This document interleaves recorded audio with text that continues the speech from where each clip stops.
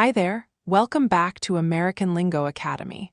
I'm Fiona, and today we're going to learn 10 super useful phrasal verbs that all use the word fall. Now, I know phrasal verbs can feel a little tricky at first, but don't worry. I'm going to explain each one in a very simple way, and I'll give you 2 clear examples for each so you can really understand how to use them in your daily conversations. These are phrases that native speakers use all the time, so once you learn them, you're going to sound much more natural when you speak English. Are you ready? Let's get started. Number 1, fall for. This phrasal verb has 2 main meanings, and both are really common. The first meaning is to fall in love with someone. When you fall for someone, it means you start to have romantic feelings for them. You might not plan it, it just happens. The second meaning is to believe something that isn't true. If someone tricks you or tells you a lie and you believe it, we say you fell for it. So it can be about love or about being tricked. Let me give you some examples so this makes sense. For example, imagine you meet someone new at a coffee shop. You start talking, and you realize you have so much in common. You laugh together, you feel happy when you're around them, and suddenly you notice your heart beats a little faster when they smile. You might say, I think I'm falling for them. It means those romantic feelings are starting to grow, and you're beginning to fall in love. Here's another one. Let's say your friend tells you a crazy story. They say they won $1 million in the lottery and they're going to buy a private island. You get so excited and you start asking questions about the island. Then your friend starts laughing and says, I'm just kidding, I didn't win anything. You feel a little silly because you believed the whole story. You might say, oh no, I totally fell for that. I really thought you won the lottery. It means you believed something that wasn't true, and someone tricked you, even if it was just for fun. Number 2, fall in. This one is pretty simple.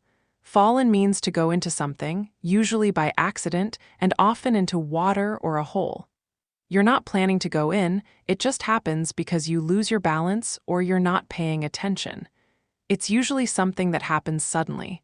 Let me show you how we use this. For example, imagine you're walking near a swimming pool.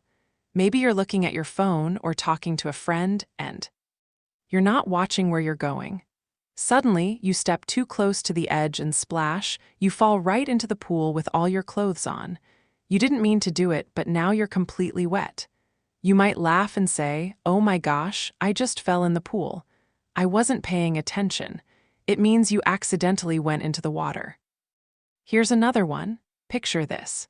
You're hiking in the woods with your family and there's a small stream with rocks you can step on to cross it. You're trying to be careful, but one of the rocks is slippery. Your foot slides, you lose your balance, and suddenly you fall into the stream.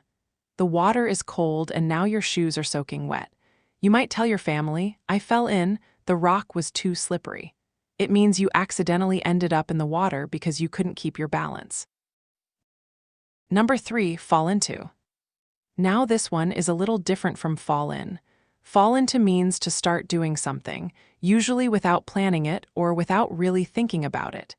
It often describes getting into a habit, a routine, or even a trap. You fall into something when it happens naturally or gradually. Let me give you 2 examples so you can see the difference. For example, let's say you start a new job. At first, everything feels new and a little confusing. But after a few weeks, you start to understand your tasks better. You wake up at the same time every day, you have your coffee, you check your emails, you attend the same meetings. Without really thinking about it, you've created a routine. You might say, I've really fallen into a routine at my new job. Now I know exactly what to do every morning. It means you naturally started following a pattern, and it feels comfortable now. Here's another one. Imagine you're trying to save money, but your friends keep inviting you out to expensive restaurants. At first you say no, but then you start saying yes more often. Before you know it, you're spending way too much money every week and you're not saving anything. You might realize, oh no, I've fallen into a bad habit of spending too much. I need to be more careful. It means you started doing something without really planning it, and now it's become a problem. Number 4, fall off. This phrasal verb means to drop from a surface or to become detached from something. It can be a physical thing, like something dropping from a table, or it can describe a decrease in something, like numbers or interest. Both meanings are really common. Let me show you. For example, you're riding your bicycle in the park on a sunny afternoon. You're going a little fast, and suddenly you hit a bump in the path. You lose your grip on the handlebars, and before you can catch yourself, you fall off your bike and land on the grass. Luckily, you're not hurt, just a little surprised. You might tell your friend, "I hit a bump and fell off my bike, but I'm okay." It means you dropped or came off the bicycle. Here's another one. Let's say you run a small online business, and for the past few months, your sales have been great. But then, during the summer, fewer people are buying your products. You check your sales numbers, and you notice they've dropped a lot compared to last month. You might say, "My sales have really fallen off this month. I'm not sure why." It means the numbers decreased or dropped down. This use of fall off describes something going down or becoming less. Number 5, fall out. This phrasal verb has a couple of meanings, and both are used pretty often. The first meaning is when something drops out of a container or a space, like when something falls out of your pocket. The second meaning is to have an argument or disagreement with someone, and after that, you stop being friends or you stop talking to each other. Let me give you examples of both. For example, you're walking through the grocery store and you have your phone in your jacket pocket. You reach down to grab something from a low shelf, and when you bend over, your phone slides out of your pocket and falls onto the floor. You quickly pick it up and check to make sure it's not broken. You might say, "Oh no, my phone just fell out of my pocket. I need to be more careful." It means the phone dropped out of the space where it was. Here's another one. Imagine you have a close friend and you've known each other for years, but one day you have a big argument about something important. Maybe you both said things that hurt each other's feelings. After that argument, you stop calling each other, you stop hanging out, and the friendship just ends. You might say, "We fell out last year after a big fight. We don't talk anymore." It means you had a disagreement that ended the friendship. If you're enjoying this lesson so far, I'd really appreciate it if you could hit that like button and subscribe to the channel. We upload new videos every single day to help you improve your English, and I don't want you to miss any of them. Your support really means a lot to me, and it helps other learners find these lessons too. All right, let's keep going. Number 6, fall back on. This is a really useful phrasal verb. It means to use something or someone as a backup plan when your first plan doesn't work. It's like having a safety net. When things go wrong, you fall back on something reliable that can help you. It's often used when talking about skills, savings, or people you trust. Let me explain with 2 examples. For example, imagine you're trying to start your own business. You have a great idea, and you work really hard on it for a whole year. But unfortunately, the business doesn't succeed, and you're not making enough money to pay your bills. Luckily, you have some savings in the bank that you've been keeping for emergencies. You use that money to support yourself while you figure out what to do next. You might say, "My business didn't work out, but I was able to fall back on my savings until I found a new job." It means you used your savings as a backup when your original plan failed. Here's another one. Let's say you studied graphic design in college, but right now you're working as a teacher. You love teaching, but sometimes the pay isn't great, and you're thinking about ways to earn extra money. You remember that you're really good at design, so you start doing freelance design projects on the weekends. You might say, "If teaching doesn't pay enough, I can always fall back on my design skills to make extra money." It means you have a skill you can rely on if you need it. Number 7, fall behind. This means to not keep up with others or to be slower than expected. You can fall behind in school, at work, or even when you're walking with a group of people. It describes being left behind or not staying on schedule. Let me give you 2 clear examples. For example, you're taking an online course to learn Spanish. The course gives you new lessons every week, and you're supposed to finish each lesson before the next one starts. But you've been really busy with work, and you didn't have time to study. Now there are 3 lessons you haven't finished yet, and everyone else in the class is moving forward. You might say, "I've fallen behind in my Spanish course because I've been too busy.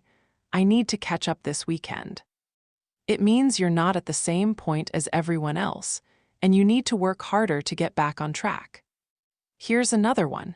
Imagine you're hiking in the mountains with a group of friends.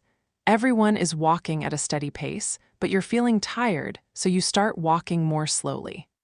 After a while, you look up and realize your friends are far ahead of you, and you can barely see them anymore.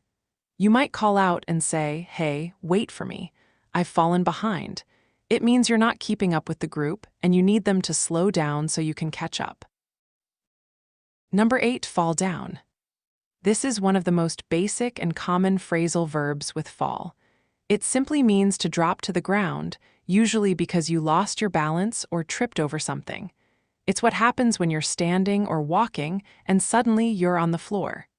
Kids fall down a lot when they're learning to walk, but adults do too sometimes. Let me show you. For example, it's winter and there's ice on the sidewalk outside your house. You're walking to your car in the morning and you're being careful, but you step on a patch of ice you didn't see. Your feet slip out from under you, and suddenly you fall down hard on your back. It hurts a little, but you're okay. You might say, "I fell down on the ice this morning. I really need to be more careful when it's cold." It means you lost your balance and dropped to the ground. Here's another one. Picture a little kid playing in the park. They're running around, laughing, and having fun. They're not paying attention to where they're going, and suddenly they trip over a toy someone left on the ground. The kid falls down and starts crying a little, but after a few seconds, they get back up and keep playing. A parent might say, "Oh, sweetie, you fell down. Are you okay? Let me help you up." It means the child lost their balance and ended up on the ground. Number 9, fall over. Now, this one is very similar to fall down, but there's a small difference. Fall over usually means to tip over or to lose balance and end up on the ground or on your side. It often describes when something tall or standing tips over completely. People can fall over, but we also use it for objects like chairs, ladders, or even buildings in extreme cases.